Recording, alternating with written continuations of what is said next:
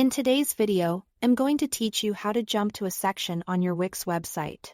If you want to make your site easier to navigate, adding a jump link is a great option.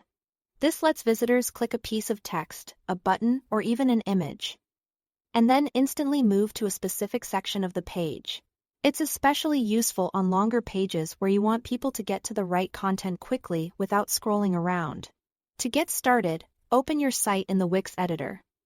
Once you are inside the editor, go to the Add Elements button. From there, click Menu and Anchor. And then choose Anchor. An anchor is what tells Wix exactly where you want visitors to land when they click a link. So think of it as a marker placed on your page. After selecting the anchor, drag it to the section you want people to jump to. Place it in the area that makes the most sense for where you want the visitor to arrive. Once it's in position, give the anchor a clear name. Using a simple, easy-to-recognize name can help you find it faster later when you set up the link. Next, click the text button or image that you want visitors to select in order to jump to that section. When the floating menu appears, click the link icon, which looks like a small chain link.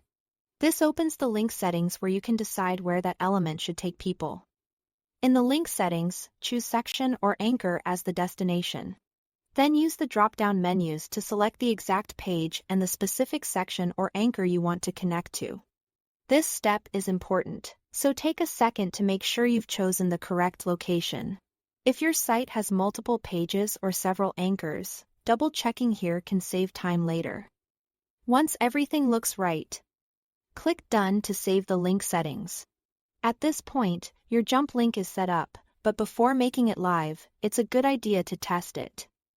Click Preview to see how the section link works on your site. Try clicking the linked text button or image and make sure it takes you to the correct place. If needed, you can go back and adjust the anchor placement or relink the element for better accuracy. When you are happy with how it works, click Publish to make the changes live on your website. That's it. Thanks for watching.